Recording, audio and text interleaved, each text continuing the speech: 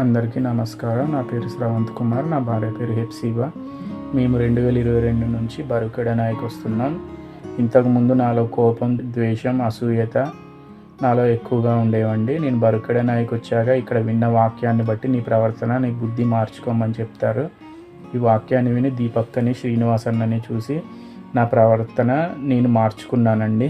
గతంలో చాలా చర్చిలకు వెళ్ళానండి, ఎక్కడ ఇలాంటి వాక్యాన్ని నేను వినలేదు. ఒకరు మాకు హెల్ప్ చేశారు తప్ప ఎవరు మమ్మల్ని, దీపక్క, శ్రీనివాస్ అన్న ఎవరు మమ్మల్ని రూపాయి కూడా అడగలేదు. నా పేరు హెప్సిబా. మేము 2 years నుండి బరుకెడనాయికి వస్తున్నాము. నేను బోర్న్ క్రిస్టియన్. నా క్రిస్టియన్ లైఫ్ ఎలా ఉండేది అంటే ప్రేయర్ చేసుకోవాలి, బైబిల్ చదవాలి, అంతే. దేవుడు అక్కడ వస్తే నేను దేవుడి రాజ్యంలోనికి వెళ్తాను మంచి భక్తిగా ఉంటే. ప్రేయర్ చేసుకోవడం, బైబిల్ చదవడం ఎప్పుడైనా మిస్ అయితే అమ్మో నేను ప్రేయర్ చేసుకోవట్లేదు, బైబిల్ చదవట్లేదు, దేవుడు అక్కడ వస్తే నేను పరలోక రాజ్యానికి వెళ్ళను, ఇదే ఉండేది. కానీ వాక్యం తెలుసు, హృదయ శుద్ధి గలవారు ధన్యులు, వారు దేవుని చూస్తారు తెలుసు, మీ హృదయమే దేవుని ఆలయం తెలుసు, థియరీలాగా తెలుసు. కానీ అక్కడ వాక్య గ్రహింపు నాకు లేదు ఇంతకుముందు. కానీ ఇక్కడ దీపక్ శ్రీనివాస్ అన్న ద్వారా ఇక్కడ దేవుడు నాకు నేర్పించింది ఏంటి అంటే, హృదయము నీ ఆలయం అంటే ఆ హృదయంలో నీ ఆలోచనలు ఎలా ఉన్నాయి, ఒక వ్యక్తితో నువ్వు ఏ విధంగా ఉంటున్నావు, నీ హృదయ ఆలోచనలు ఎలా ఉన్నాయి, దేవుడి దృష్టికి అంగీకారంగా ఉన్నాయా, ఏ విధంగా ఉన్నాయి, అది పరీక్షించుకోవాలి అనేది నాకు దేవుడు నేర్పించారండి. ఇంతకుముందు ఎలా ఉండేదంటే, ఇది వాక్యం తెలుసు, హృదయమే దేవుని ఆలయమని, కానీ ఒక వ్యక్తితో దేవుడు చూస్తారు నన్ను అని తెలుసు, కానీ దేవుడు చూస్తారు అన్న భయం లేదు. ఒక వ్యక్తితో, ఇష్టం ఉన్న వ్యక్తితో మంచిగా ఉండడం, ఇష్టం లేని వాళ్ళతో కూడా మంచిగా ఉండడమే, కానీ పైకి మంచిగా ఉండడం, లోపల వాళ్ళని నెగిటివ్గా అనుకోవడము, వాళ్ళంటే ఇష్టం లేకపోవడం, ఇవన్నీ దేవుడి దృష్టిలో అసహ్యం కదా. ఆ గ్రహింపు నాకు ఉండేది కాదు. కానీ ఇక్కడికి వచ్చాక అరే నేను ఇంతకుముందు ఇలా జీవించానా అన్న గ్రహింపు, ఆ రియలైజేషన్ అనేది నాకు దేవుడు ఇక్కడ వాక్యం ద్వారా నాకు కలిగించారు ఆ రియలైజేషన్.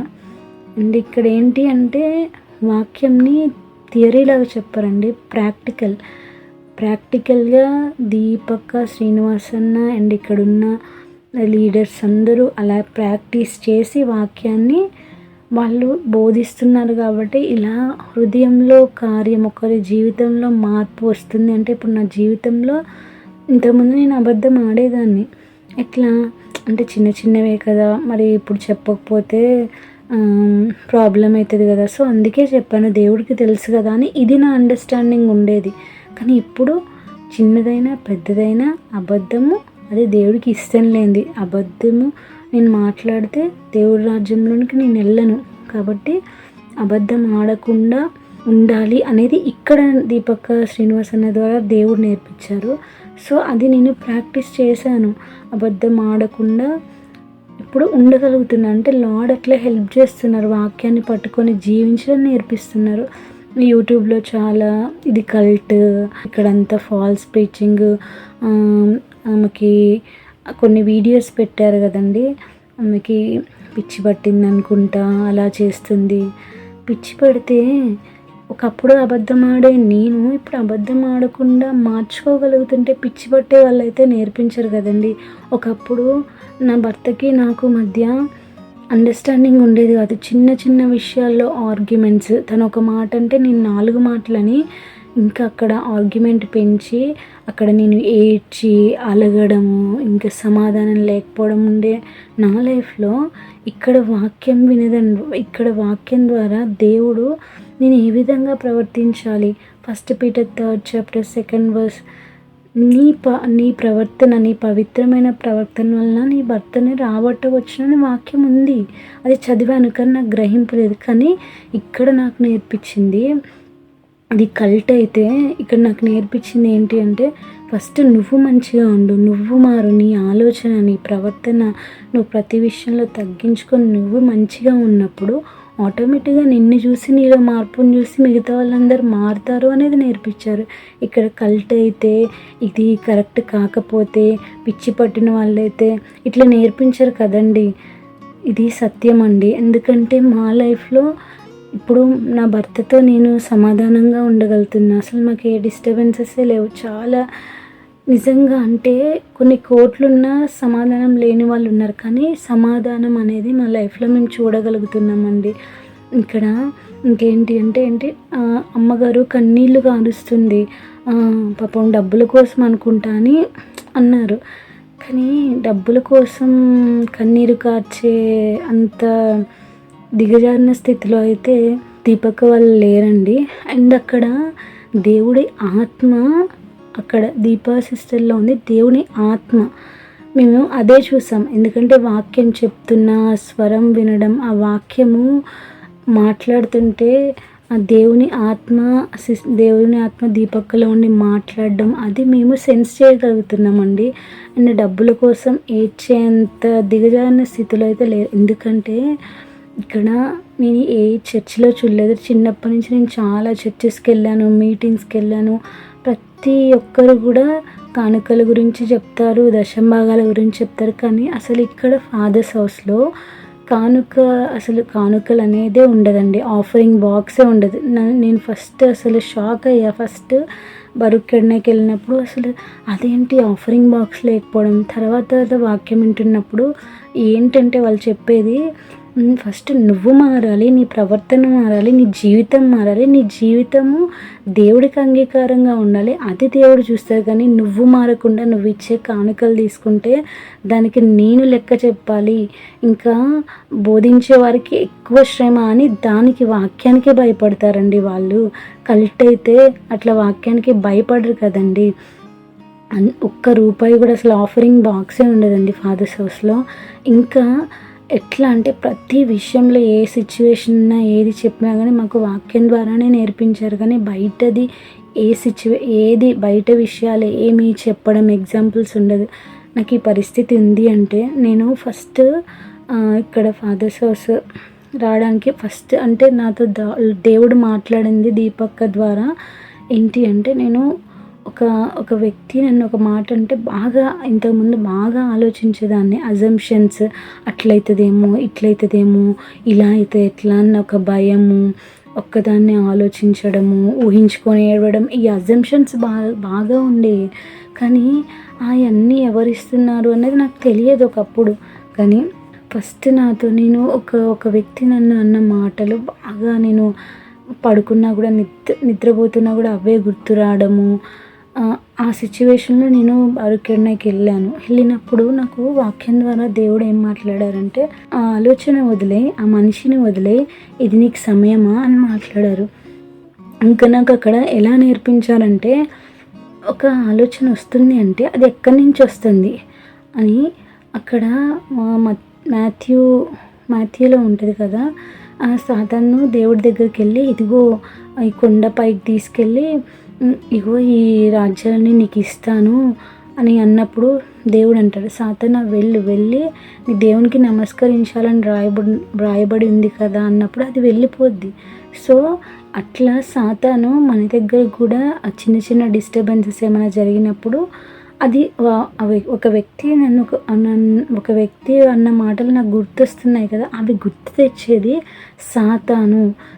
అది అయిపోయింది, ఆ సిచ్యువేషన్ అయిపోయింది. కానీ అది పదే నాకు గుర్తు రావడం, నేను దాన్ని ఆలోచించడం, ఆ ఆలోచనలో కోపం తెచ్చుకోవడం, ఆ మనిషిని నేను ఇట్లనాలి అట్లనాలి అని అనడం, నా ఆలోచన ద్వారా హత్య చేయడం అంటే ఈ మనిషిని ఇట్లా చెయ్యాలి, ఈ మనిషిని ఇలా అనాలి అని నా లోపల ఆలోచించుకోవడమే నరహత్య. కానీ నాకు అది ఇంతకుముందు తెలియదు. కానీ దేవుడు నాకు ఇక్కడ నేర్పించారు దీపక్క ద్వారా.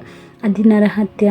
మాట్లాడే మాట విషయంలో కూడా చాలా జాగ్రత్తగా ఉండాలనేది నాకు ఇక్కడ నేర్పించారు. ఇంతకుముందు ఇష్టం వచ్చినట్టు మాట్లాడేదాన్ని. అసలు ఎదుటి వ్యక్తి బాధపడుతున్నారా లేదా, వాళ్ళకి ఇబ్బంది కలుగుతుందన్న గ్రహింపు ఉండేది కాదు. కానీ ఇప్పుడు ఎదుటి వ్యక్తిని ఏ విధంగా అర్థం చేసుకోవాలి, వాళ్ళ ప్లేస్లో ఉండి వాళ్ళ గురించి ఎట్లా ఆలోచించాలి, దేవుడు నా ప్లేస్లో ఉంటే ఏ విధంగా ఈ పరిస్థితి నాకు వచ్చినప్పుడు దేవుడు నా ప్లేస్లో ఉంటే ఏం చేస్తారు, ఒక వ్యక్తి నన్ను ఒక మాట అన్నప్పుడు దేవుడు నా ప్లేస్లో ఉంటే ఏ విధంగా చేస్తారు అనేది క్వశ్చన్ వేసుకోవాలనేది ఇక్కడ నాకు బరుక్లోనే నేను నేర్చుకున్నానండి. ఇంకా యోసేపు గురించి తెలుసు. యోసేపు పొతిఫర్ భార్య పాపం చేయాలని ప్రేరేపించినప్పుడు నా దేవుడు చూస్తుండగా నేను ఈ పాపం ఎట్లా చేయగలను అని అంటాడు కదండి. సో అది థియరీ నాకు తెలుసు, కానీ ప్రాక్టికల్గా అది నా లైఫ్లో నేను ఎట్లా అప్లై చేయొచ్చు అనేది ఇక్కడ నాకు దీపక్క ద్వారా లార్డ్ నేర్పించారు. ఎలా అంటే ఏదైనా నేను చేసేటప్పుడు నా దేవుడు నన్ను చూస్తున్నాడు, ఒక వ్యక్తితో నేను మాట్లాడేటప్పుడు నా దేవుడు నన్ను చూస్తున్నాడు, నేను జాగ్రత్తగా ఉండాలి. ఎవరైనా నన్ను అన్నప్పుడు నా దేవుడు నన్ను చూస్తున్నాడు, నేను మాత్రం అపరాధంలో పడకూడదు అని ఇలా ప్రతి సిచ్యువేషన్లో వాక్యాన్ని కనెక్ట్ చేసుకొని మన డైలీ లైఫ్లో జీవించాలి అనేది దేవుడి ఉద్దేశం అనేది నేను ఇక్కడ నేర్చుకున్నానండి. ఇంకా నాకు ఏ సిచ్యువేషన్ వచ్చినా వాక్యం ద్వారానే నేర్పించారు. కానీ ఒకప్పుడు ఉన్న అండర్స్టాండింగ్ వేరు, ఇప్పుడు ఇక్కడికి వచ్చాక ప్రతిదీ వాక్యం పట్టుకొని ఎట్లా జీవించాలనేది నేర్పించారు. ఇంతకుముందు ఏదైనా అంటే చిన్న దానికి భయపడడం అట్లుండేది, కానీ ఇప్పుడు ప్రతి దాంట్లో వాక్యాన్ని ముందు పెట్టుకొని అది ఏ పరిస్థితి అయినా కానీ అక్కడ వాక్యాన్ని గుర్తు తెచ్చుకోవడం, వాక్య సహాయంతో ముందుకెళ్ళడం అనేది మా లైఫ్లో మేము ఎక్స్పీరియన్స్ చేస్తున్నామండి. ఇంకా ఒక నెగిటివ్ ఆలోచన వస్తే ఆ ఆలోచనని ఎట్లా గద్దించాలి, ఆ ఆలోచన ఎక్కడి నుంచి వస్తుంది, అది పాజిటివా నెగిటివ్ అయితే అది ఎవరు ఇస్తారు, దేవుడైతే నెగిటివ్ ఇవ్వడు, అది సాతాన్ అయితేనే ఇస్తుంది.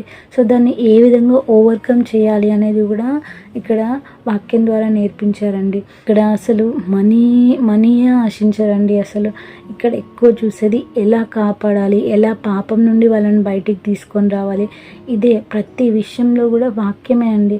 నాకు రుమటాయిడ్ ఆర్థరైటిస్ అనేది డిసీజ్ ఉండే అండి. సో నాకు ఈ డిసీజ్ ఉంది అని నేను చెప్పినప్పుడు నాకు ప్రార్థన చేస్తామమ్మా తగ్గిపోయిద్ది అని నేర్పించలేదండి. ఎక్కడైనా అనేది ప్రార్థన చేస్తామమ్మా తగ్గిపోయిద్ది అంటారు, కానీ బరుక్లో అట్లా నేర్పించలేదు. వాక్యం ముందు పెట్టారు. ప్రోవెబ్స్లో ఉంటుంది కదా 14th chapter 30th verse, సాత్వికమైన మనసు శరీరానికి జీవము, మత్సరము ఎముకలకు కుళ్ళు అని ఆ వాక్యం నా ముందు పెట్టినప్పుడు ఆ వాక్యాన్ని బట్టి నాలో మచ్చరం ఉండడం వల్లే కదా, అంటే రుమటాయిడ్ అంటే అది బోన్స్కి సంబంధించింది. నాకు ఈ ప్రాబ్లం వచ్చింది నా వల్ల. ఆ టైంలో నా ఆలోచన ఎలా ఉంది, నా బిహేవియర్ ఎలా ఉందని ఆ ప్రాబ్లం వచ్చినప్పుడు, ఆ హెల్త్ ప్రాబ్లం, నా ఆలోచన, నా బిహేవియర్ అంతా మచ్చరమే. సో అది దేవుడు నాకు రియలైజ్ చేసినప్పుడు నేను అది దేవుడి దగ్గర ఒప్పుకొని నన్ను నేను మార్చుకోవడం, నా ప్రవర్తన, నాలో ఉన్న జెలసీ, నాలో ఉన్న మచ్చరము, దేవుడికి అన్నీ మార్చుకుంటూ ఉన్నప్పుడు ఇప్పుడు నాకు రుమటాయిడ్ ఆర్థరైటిస్ లేదు. నేను ఏ మెడిసిన్స్ వాడలేదండి, కానీ ఇది నేను హీలింగ్ హైలైట్ చేయడానికి చెప్పట్లేదు, కానీ వాక్యాన్ని బట్టి మార్చుకున్నప్పుడు ఆరోగ్య విషయంలో కూడా మార్పు అనేది నేను చూడగలిగాను. ఎక్కడైనా ప్రేయర్ చేస్తామమ్మా తగ్గిపోయిద్ది అంటగా ఇలా వాక్యాన్ని ముందు పెట్టి నువ్వు చెక్ చేసుకొని నువ్వు ఆ పాపం నుండి బయటికి రాని ఎక్కడ నేర్పించడం నేను చూడలేదండి. కానీ ఇక్కడ సత్యం ఉంది కాబట్టి ఈ విధంగా వాళ్ళు బోధించగలుగుతున్నారండి. అండ్ చాలామంది నెగిటివ్ కామెంట్స్ పెట్టారు, కానీ మాకు ఇక్కడ నేర్పించింది నువ్వు కంటి చూపుని బట్టి తీర్పుదిచ్చొద్దు, విన్న దాన్ని బట్టి విమర్శ చేయొద్దు. అసలు అక్కడ ఏం జరిగింది, ముందేం జరిగింది, వెనకేం జరిగింది తెలుసుకోవాలి కదండి. తెలుసుకోకుండా ఇష్టం వచ్చినట్టు కమెంట్స్ పెట్టారు. కానీ అది చాలా బాధ అనిపించిందండి. ఎందుకంటే వాళ్ళ లైఫ్ అసలు మాట్లాడడానికి వాళ్ళు వాక్యము ప్రాక్టికల్గా వాళ్ళ లైఫ్లో జీవిస్తూ మాకు నేర్పిస్తున్నారండి. అందుకే ఈరోజు నేను చెప్పగలుగుతాను, మా కుటుంబము ఈరోజు మా హస్బెండ్, నేను, మా పిల్లలు మేమందరం హ్యాపీగా ఉన్నామంటే కేవలము దేవుడు వాక్యం ద్వారా, దీపక్క ద్వారా మాకు నేర్పించే వాక్యం, దేవుని ఆత్మ ద్వారా దీపక్క బోధిస్తున్నారు కాబట్టి ఆ ఆత్మ మేము వాక్యం పట్టుకొని జీవించడానికి మాకు సహాయం చేస్తూ మాలో మార్పుని కలిగిస్తుందండి. వాళ్ళు అట్లా ఉంటూ నేర్పిస్తున్నారు కాబట్టి మేము కూడా వాక్యాన్ని పట్టుకొని జీవించడం, ఆ వాక్యం అనేది మా లైఫ్లో కూడా పని చేస్తుంది. ఎందుకంటే వాళ్ళు జీవిస్తూ మాకు చెప్తున్నారు కాబట్టి మాలో కూడా మార్పు అనేది కలుగుతుంది. నా భర్త నేను ఈరోజు కలిసి ఉన్నాం, మా ఫ్యామిలీ హ్యాపీగా ఉందంటే కేవలం మేము ఇక్కడికి వచ్చినప్పుడు మాది అసలైతే మనుగురండి. కానీ మేము ఇక్కడికి వచ్చే ముందు బరుక్కి వచ్చే ముందు మా సిచ్యువేషన్స్ చాలా ఘోరంగా ఉండేది. ఒక్కొక్క రోజు ఒక్కొక్క సిచ్యువేషన్.